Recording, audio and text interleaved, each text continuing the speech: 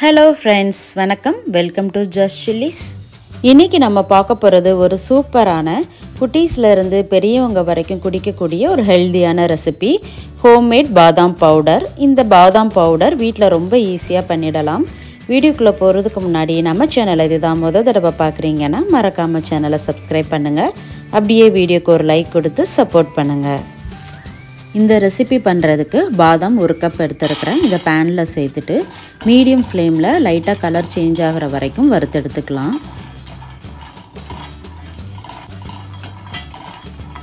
இந்த மாதிரி லைட்டாக கலர் சேஞ்ச் ஆனதுக்கப்புறமா முந்திரி பருப்பு 10லேருந்து 15, அதே அளவு பிஸ்தா சேர்த்துக்கலாம். 5 இல்லைன்னா 6 ஏலக்காய் இதையும் சேர்த்துட்டு நல்லா வறுத்து எடுத்துக்கலாம். ஒரு 2லேருந்து 3 நிமிஷம் வறுத்தெடுத்தால் போதும். நட்ஸ் எல்லாம் வறுத்ததுக்கப்புறமா இது நல்லா ஆற வச்சுக்கலாம். அடுத்ததாக மிக்ஸி ஜார் எடுத்துக்கோங்க.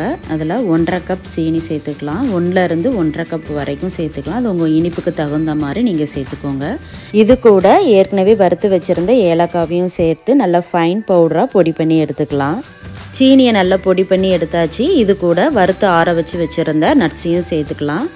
மஞ்சத்தூள் 1 டேபிள் ஸ்பூன் இதையும் சேர்த்துட்டு நல்லா ஃபைன் பவுடராக அரைச்சி எடுத்துக்கலாம். இதில் முக்கியமான டிப்ஸ் என்னென்னா, அரைக்கும் போது நம்ம எப்போவுமே அரைக்கிற மாதிரி நார்மல் ஸ்பீடில் போட்டு அரைச்சிடக்கூடாது. பல்ஸில் போட்டு தான் அரைக்கணும். பல்ஸில் போட்டு விட்டு விட்டு அரைக்கணும்.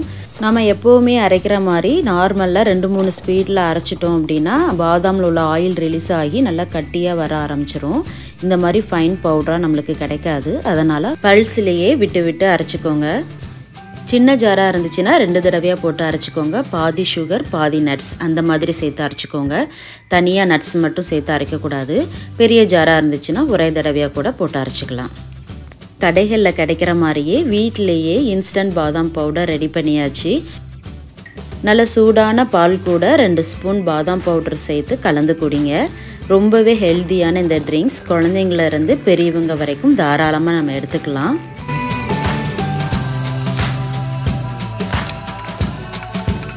இந்த இன்ஸ்டன்ட் பாதாம் பவுடர் செய்கிறது ரொம்பவே ஈஸி. நீங்களும் இந்த மாதிரி ட்ரை பண்ணி பாருங்கள். ட்ரை பண்ணி பார்த்துட்டு எப்படி இருக்குன்னு கமெண்ட்டில் சொல்லுங்கள். உங்கள் ஃப்ரெண்ட்ஸ் அண்ட் ஃபேமிலிக்கு ஷேர் பண்ணுங்கள். வீடியோ பிடிச்சிருந்தா லைக் பண்ணுங்கள். மறக்காமல் ஜஸ்ட் சில்லிஸ் யூடியூப் சேனலை சப்ஸ்கிரைப் பண்ணுங்கள். தேங்க்ஸ் ஃபார் வாட்சிங்.